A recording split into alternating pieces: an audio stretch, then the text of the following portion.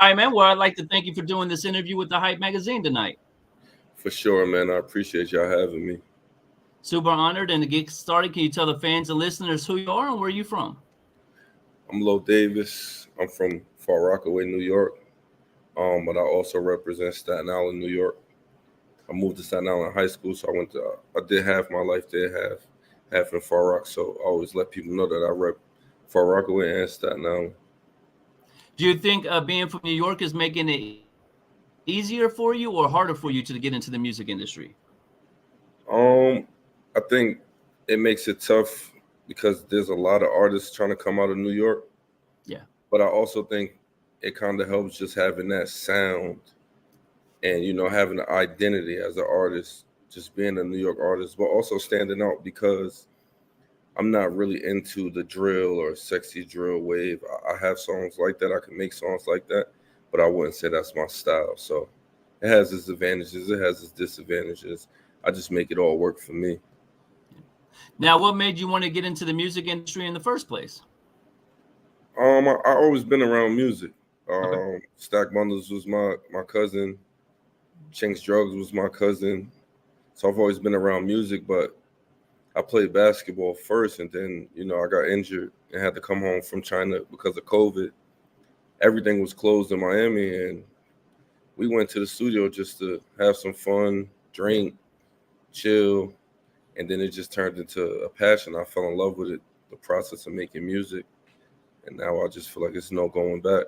Yeah. Now, with you saying, sorry for your loss of Chinks and Stack Bundles, having those two people a part of your family, what were some of the things you learned from them, or you were able to know about the game that helped you when you decided to get started? I mean, I just seen like some of the things they went through. And just one thing I take from both of them is always being myself. No matter what, no matter where I am, just be yourself, stay true to you, and do this shit the way you want to do it, so that it's no regrets. Yeah. Yeah. They said you played basketball first. What position were you playing? And then when you were overseas in China, what were you doing out there before COVID happened? So I play small forward, and Okay. I was in China. I was actually playing basketball in China, touring all over the country. It was a dope experience, man. I played in small villages. I played in huge arenas, so it was Wow. dope. How did you get connected with that opportunity to play overseas in China like that? I had some friends over there playing on a tour, and someone got hurt and had to go back to America, and they needed someone to just come fill in. And I was at work, but I worked in a school, so we were coming up on vacation. Yeah. So on the vacation, they offered to pay for my flight and hotel. So I'm like, if y'all gonna do that and pay me to play, why not? Yeah. And that Now, 1 week tour turned into, yo, we want you to stay. So I ended up coming back home, packed my shit, and I went to China for 2 years. wow. Now, when you go out there, is this your first time leaving the United States, or had you left prior to that? No, I had played in Peru 2 years before that. Okay. So I had been out the state before, but Peru's still the Eastern Hemisphere. So Yeah. going to China is different, 12-hour time difference. It just was a different experience. Besides the language barrier, what were some things you had to overcome in order to be successful out in China and playing sports like that? Um, I don't really think the sports was the issue. I think that, like I said, the time zone, 12 Yeah. hour time difference. Just trying to communicate with my family and reach out to my folks back home had to be, we had to work out a specific schedule. So that was tough. But as far as the basketball side, basketball is basketball no matter where you go. And I like to think I'm pretty good at it, so I just go out there and play my game. Now, with that structure that you had being a part of an international basketball team in China, how have you used those skills to help you when you started taking music seriously and, started doing this for your career? So it just allows me to be comfortable no matter where I am. If I Yeah. could go play in China in front of 20,000 people, then I could go do a show anywhere. And I'm gonna be good. I'm gonna be confident. I'm gonna be comfortable. and I ain't really too worried about nothing. Okay. Now you said when COVID happened, you came back to the United States. You said Florida, Miami. So when you come back to Miami, did you already have people in the industry and music, or how did you kind of get your footing to get started? So one of my best friends is Andre Drummond, and he actually makes music too. He's been making music before me, so once the NBA shut down and he knew his team wasn't going to be in the playoffs in the bubble, he flew to Miami and he already had studios and stuff out there, and Okay. that's kind of how that process started. Now with him being your friend like that, did he when you decided to start doing music together, did he know that your cousins had this great penman behind them, and was he familiar with your talent, or was it just two friends getting in the studio to see what you guys can come up with? I mean, he was really the one recording, and I just was kind of there, and I would be saying certain lines and stuff when we listening to the beats, and he like, yo, you should try and get in the booth. But yeah, I've known him for a while, so he knew Okay. my relation to Stack and Chinks. So friends, we sometimes just freestyle and joke around with music from time to time, even when we were younger. So I I always did like to rap and freestyle and stuff like that. So it was a natural transition, honestly. Yeah. You have a really dope talent. To what I can tell is you got dope bar game, as a lyricist, but you get into real life stories and real life emotion with your music. Is that something from coming from where you're from, or where does that come from for you? Yeah, I had I won't say a struggle in my life, but I had some dark times, some Okay. struggles. It all wasn't struggle. I've definitely had good times as well. So I just speak from experience, and I want fans to know when they listen to my music, like this is coming from the heart. I Yeah. don't even got to write this. I just go in the booth and speak what's on my mind because I really live this shit.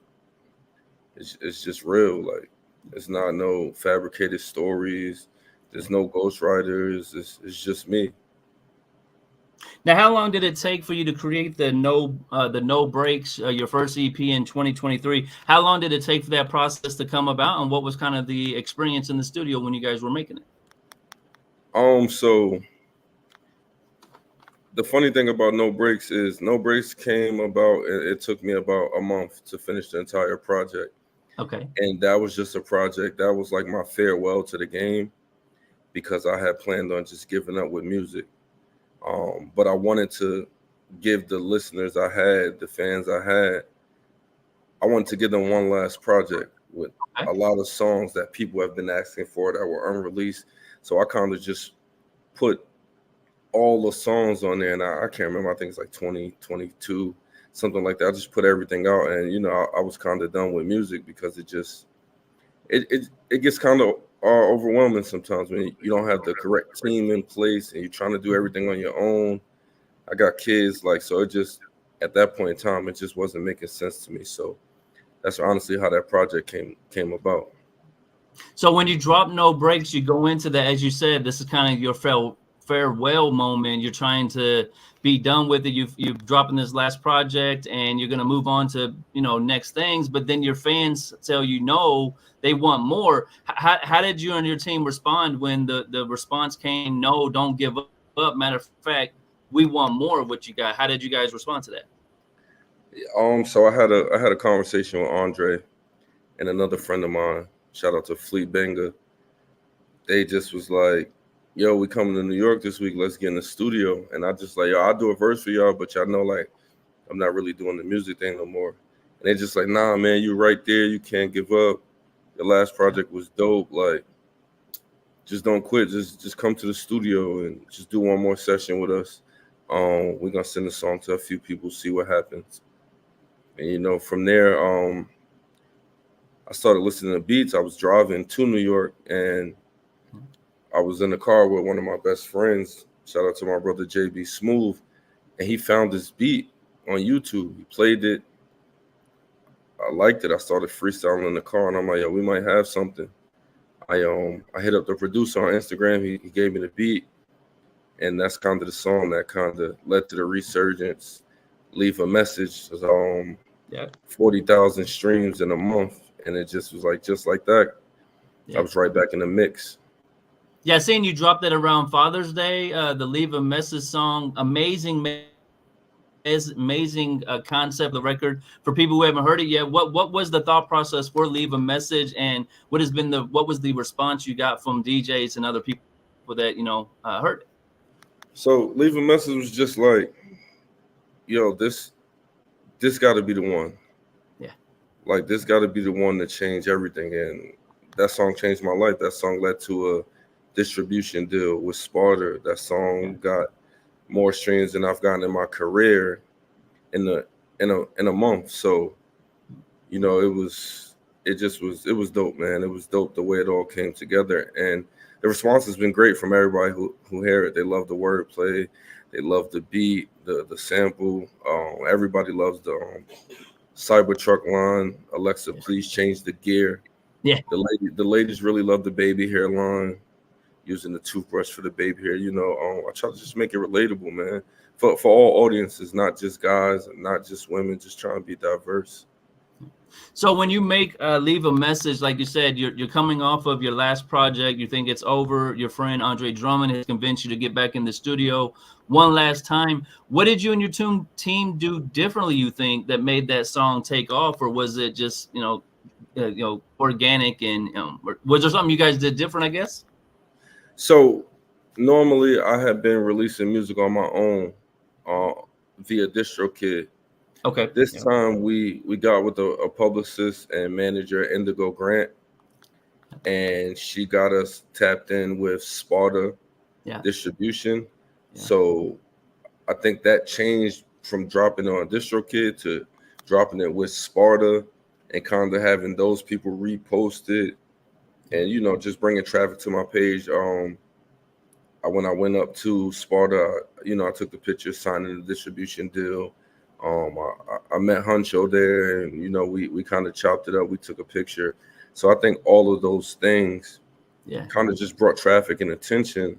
So he's really doing something. When people support, when you win, and people want to see somebody win, and they want to see somebody win that's relatable to them. Somebody that didn't ask for any handouts. Somebody from the hood that's just self-made, and I think that's how it all came together.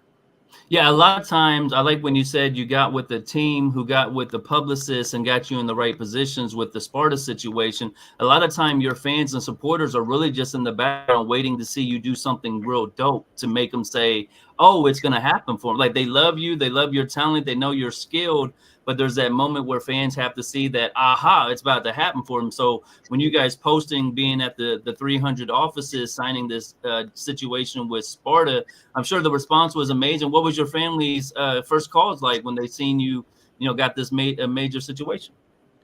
So my family was excited. And the first person to know was my girl, because, we live together and she's right there with me when I'm making these phone calls and answering these calls. And it was just excitement because they know how hard I work. They know how bad I want to be successful in music. And they know the music is good. And, sometimes you can have good music, but it's all about getting it to where it needs to be so people can hear it. And I think once that part happens, it kind of helps with the process, because I think once people hear the music, it's undeniable you're going to enjoy it, because I don't go into the studio to waste time. When I go to the studio, it's like I'm not leaving unless I got a hit. And if I don't feel like the record is a hit when I leave the studio, you'll probably never hear it. Okay. Yeah. Now, for people who's not familiar with Sparta is, I understand you said it's a distribution situation, but what is Sparta, and what is some of the things they've done for you or your team since you guys signed that opportunity? So Sparta is a distribution company that was started by Kevin Lyles.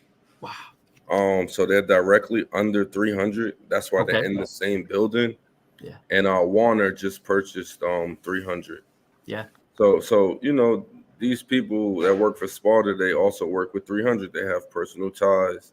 So just tapping into their resources, even them letting me film content and play songs in the 300 building, and just put their algorithm is different. They have direct relationships with these platforms, Yep. Spotify, Audio Mac, Apple, so I think it was just a game changer. And it's also exclusive. Like anyone can sign up for DistroKid and put their music out. You can't just sign up for Sparta. They have to want you, and then they have to send you access to their site, or you can't get on. So I think that exclusivity is major. And I know for me, my situation with Sparta is just the beginning, but it's changing my life. Like every day, it's just getting better and better. So I'm really excited, man. Was the Leave a Message, you said that was the first song on Sparta, and then the second one is Win for Them. So 2 for 2 already. You've got hits back to back. What was the response when you sent them Win for Them, and did they understand the message and everything you had tied into the song? So it's funny, Win for Them wasn't supposed to be the second single. Okay. I had another song called A Fall Rock Story, and we had decided on that. But I had one more studio session, and they were like, yo, so what's the goal for this session? I'm like, the goal is to, yes, I know we like A Far Rock Story, but I just want to go in here and see if I can beat that song. Like, see if I can make a song that's a little bit better. And not that A Far Rock Story is a great song. It's definitely coming out because it needs to come out. But the message Win for Them was like, these wins, and it's not just for me. Yeah. It's for my kids. It's for my girls. It's for my mom, my sisters, my aunt. It's for my family, my friends, the people in the hood that I grew up in that still live there that they ain't make it out, but they could vicariously live through me. Like they could see me and know, like, yo, I'm proud of that, and I'm a part of that because everybody has to play their part in this journey, and whether it be, doing something hands-on or it's just inspiration. So I really wanted to portray that message clearly and Win for Them. And I think I got the message out the way I wanted to. Okay. And I actually just finished shooting the video today for Win for Them. So it's been a busy weekend. So I just want people to know I'm always working, man. I was in the studio. It's my birthday weekend, and like 3 days ago was your birthday. Happy they're belated like, yo, birthday. what you want to do for your birthday? I'm like, let's go to the studio. Like, I don't need it. Like, we could go to the club, but let's go to the studio. We could drink there. It's music. It's good. It's great music there. I know the music gonna be good. I ain't worried about the DJ. You know your music.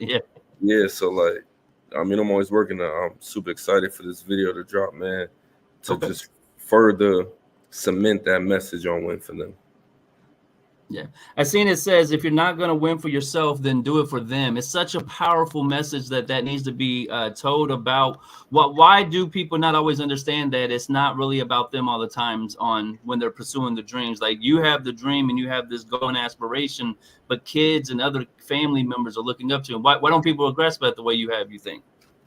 I think people get caught up in their self sometimes, and it's very easy to do because you want to be successful and you want to have things going a certain way for you in your life. Yep. And when it doesn't, it's very easy to give up. But you also got to remember, a lot of times we're not just trying to win for ourselves. We're not just fighting for ourselves.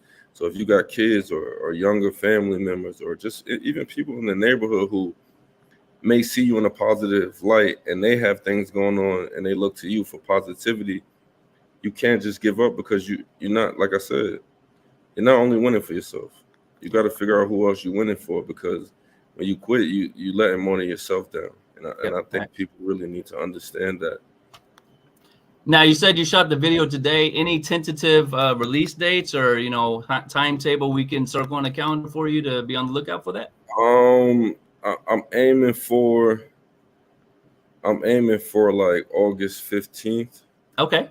But I gotta get with. I don't want to rush it. I gotta get with my videographer, see the edits. But hopefully, I'll definitely be announcing it on all my socials. We're probably gonna start a hashtag Win for Them. Okay. Like challenge, like not even a challenge, like the add yours thing at Instagram, like just add a picture. I think a Win for Them challenge would be perfect right now, because you could go and do the Olympics right now. You could take every U.S. Olympian that stands on that podium holding the gold medal and then show a camera of their family cheering for them. Because yeah, you got the goal, but that whole family, that whole community, because that goal is for them. So you've got a lot of content available with that. Yeah, man. I want people to just stop and think, who do I win for? Yeah. Who am I trying to win for? Yeah. You know what I mean? I really want that message to hit home. I think Dr. Eric Thomas, motivational speaker, the hip hop preacher, he talks about that all the time. Is who are you winning for? Who are you doing all this hard work and labor for? That's very important, because that gets you over these hard times. And like you said, you had some struggles, but you're getting a lot of success with this music now. Now that you have the Sparta distribution, anything changed with your releases now? Do you have to strategize it differently than you did in the past? Oh Or are you yeah, having man. to have conversations with your team differently now because there is a actual, movement and distribution behind it? Oh yeah, man, for sure. We got so much going on right now. So I have a team now that I send the music to. I hear their thoughts on the songs, if I should change anything. And then we have I'm shooting a From the Block video. Shout out to Azay Productions, shooting one of those at the end of the month. So it's his platform, so I got to send the songs out to him, see what he thinks. Does he like it? Does he think it fits with his platform? So just and then we got to think marketing, right? Before I just was putting the music out because that was just the best I could do at the time. But now it's like, all right, you want to put this song out? Why? Does it make sense at this time? Does it fit into the storyline and the timeline of how we're dropping? So it's like, I left my message. Now I'm explaining to y'all who I went for. And then the third song may be just We said it the may Rocco first story. it may be a Far Rock story. Just just tell y'all about the beginnings. I'm speaking about now, and I'm not really going back to the beginning. So it's just everything is more like detailed and planned out and strategic. Now, I appreciate you answering that, because there's always this question for artists in today's climate: should you go a major situation or should you stay independent? And I think you just broke down a great way of what the label or what a sign situation does for you. Those real relationships, those understanding of how to build onto the releases. It's not just release the song today and put a video out tomorrow, but this song has to build for the next release, that's building for the label and building for the bigger picture. Now, you've had some really dope wins already. The Breakaway Music Festival. What was that like performing out there? And was that your first time performing at a festival, or have you done that before? So that was my first time performing at a festival. I've performed like smaller venues and like artist showcase. I've done things like that, but like the Breakaway Festival it's a huge crowd. Okay. It was like Fabio's performing, Cash Page, Babyface Ray, Moneybag, 21 Savage. They're all performing later on that night. These are some of the biggest artists in the world. So it was like to be able to, and I performed earlier in the day. So, but still to be able to bless the same stage as such big artists so early in my career, man, it was dope. And I was able to, control the crowd and have great stage presence. And, it was a really dope experience. And, there's also some things you could take away and learn. Yeah. But for me to even be on that stage, like I said, so early in my career, was like, it's a huge win, man. Those kinds of things you look back on, and it kind of keeps you going. Yeah, and you never know who was on that show with you, either early on in their career or those older people. So because you performed, you had credentials. You were able to be around certain areas where the general public couldn't. Where was the festival at? Like, the festival location I performed at was in Columbus, Ohio. Okay, yeah. Yeah, and it was dope, man. Like just walking through the crowd after the performance and people taking pictures and congratulating me and signing autographs and stuff like that, signing my name on the Breakaway sign. Yeah. And you got these other artists' names on there and they're signing, and it's just it's surreal, man, to see yourself. It's just a small glimpse into the future. Yeah. Like, I could get to this level. I'm on stage earlier in the day. Next year I'm gonna be the headliner. Like I can get to that level. So It's that motivation to know it. Yeah, Now, is that a lane you're thinking about? You and your team are thinking about hitting those festivals more consistently, or what kind of path are you guys trying to go? Yeah, so I don't even know if I'm supposed to release this yet. Okay. No. But like I'm gonna talk about it, man, and God willing, like we're working on some things, and Okay. there's a major. This is what I'll say. There's a major festival going on. Okay. In Miami. Yeah. Yeah. In December. Okay. If you guys know, you know, but hopefully I could bless that stage, and I think if I bless that stage, it'll be a game changer for me and my career and my family and my team. So we just gonna keep our fingers crossed. We're in conversations right now, so everything goes the right way. Miami, I'm coming home. Okay. Yeah, we're gonna speak that into existence for you right now without saying what it is. You're gonna get that. Like Miami is my music home, man. Anytime I'm in Miami, I gotta record. First thing I do when I get off the plane. Now you also got first place Crowd Freak Showcase. You said you've done a lot of showcases, but getting first place is a major accomplishment. Where was that at, and what was the response for you and your team when you won first place?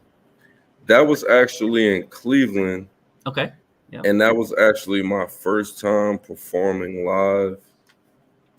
They added me to the bill late, and I'll be honest with you, I kind of just got drunk and went up there and did my thing, and the crowd, just the energy, they was rocking with me.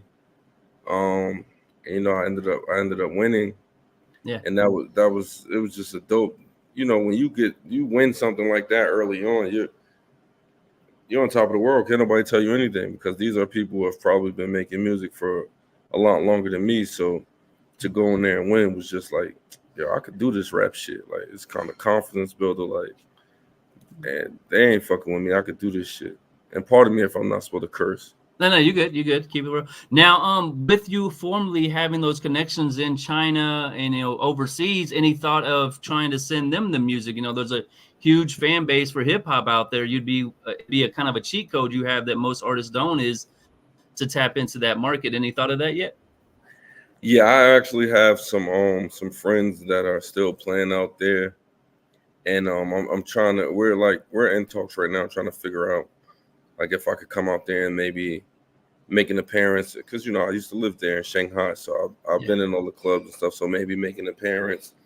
I think the content for that would be dope, and then just trying to figure out how to get it on, like out there, like on their music platforms, and see how we can make that happen. Yeah. But that's definitely something I'm trying to tap into. Yeah, that'd be really dope. I can see it, because the music you make would relate out there. You make really dope music, and it thought-provoking music, and you already have those ties out there. So like I said, it's an advantage. Do you have any advice for someone who wants to be in the music industry? I know you said in 2023 you kind of got serious about this, but you've had a lot of success already. Any advice you would give somebody? Just put the work in.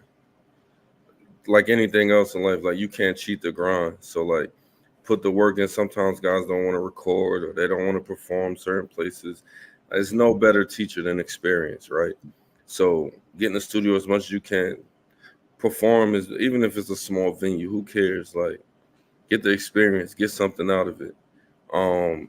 Just commit yourself and dedicate yourself to your craft, because you never know. Honestly, one song and your life could change. You could be doing nothing and think you down on your luck today, and tomorrow you could have a hit song going viral and your whole life would change. And you just gotta keep that in mind, that you gotta put the work in to get to that point. Yep. You never know what's going to take off. You're right. And you could be having a slow moment before today, and then tomorrow you wake up and you're viral. And so you just got to stay prepared and stay ready for that. I know you said you filmed the video today. Any upcoming releases besides the video we can talk about, upcoming singles or anything like that? Yeah. Talking to the team right now, we have like 3 songs that we're considering on dropping for August 30th. Okay.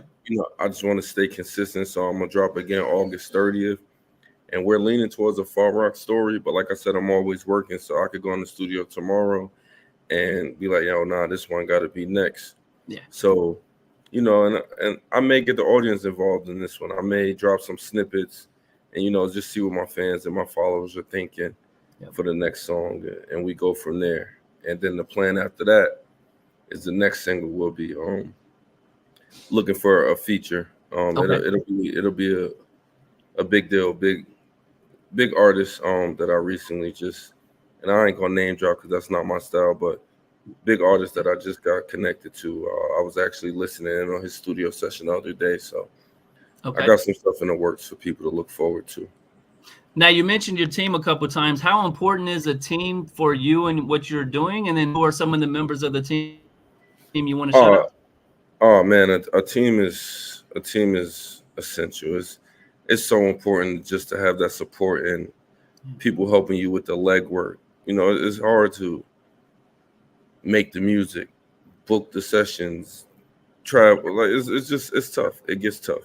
So like my team would be my best friend Andre Drummond, my other best friend JB Smooth, my guy Aiden over at Sparta, Indigo Grant, my guy Chris out here in Philly, my brother Marty, my brother Flea, and always my girl and my kids are part of the team because my mom, like that's just the motivation for me to get up and go take care of my business and do what I got to do so I could change our life and not just mine.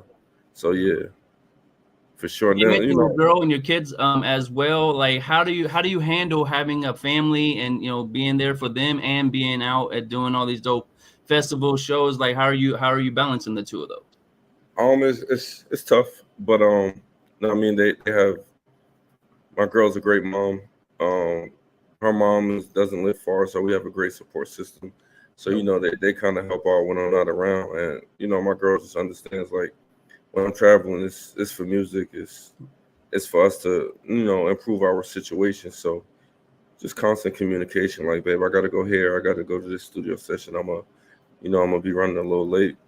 When you get to a certain level, then you got the budget, I could just take them everywhere with me. But for now, I gotta be on my grind, and she understands that, and it's all gonna make sense when it's supposed to. That's dope.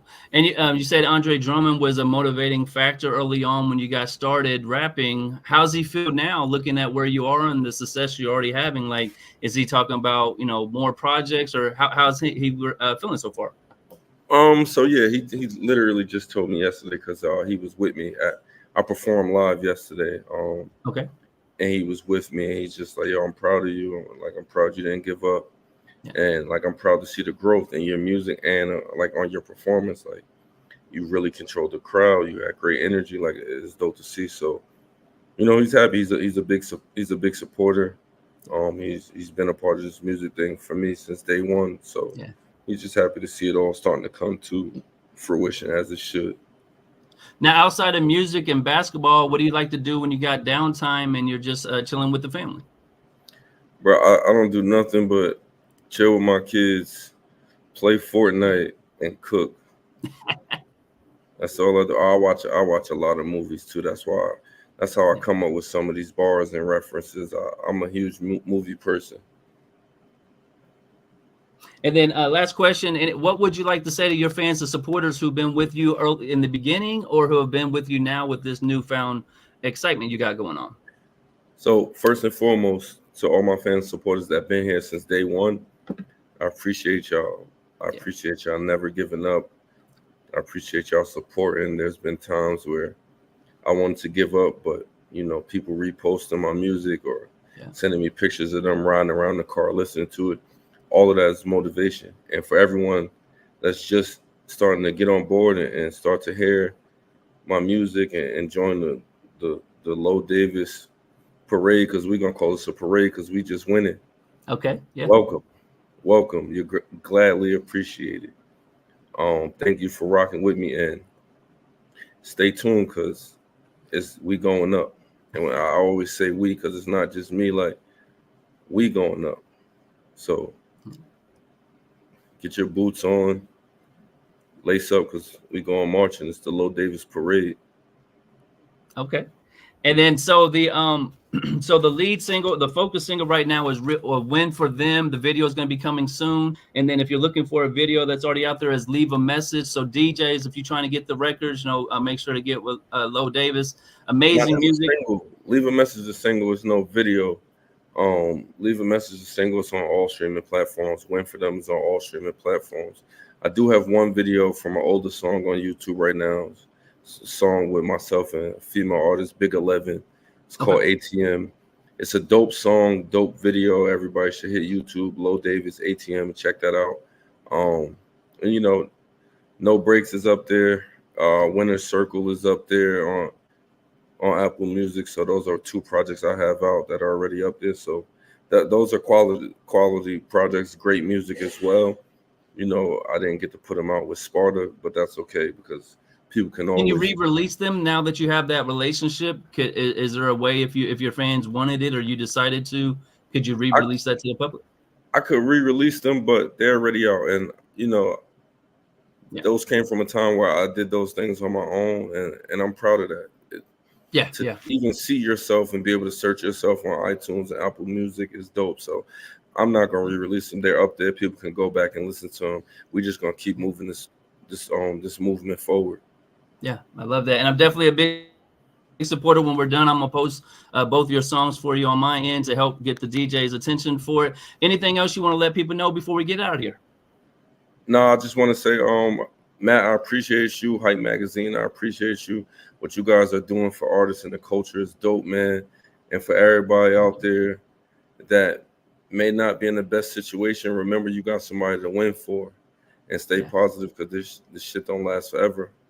Any given day, it could be your moment. So keep grinding, stay locked in. All right, man. I appreciate it. I hope you have a great night. All right, man. Thank you for having me once again. Yes, sir. Hold on,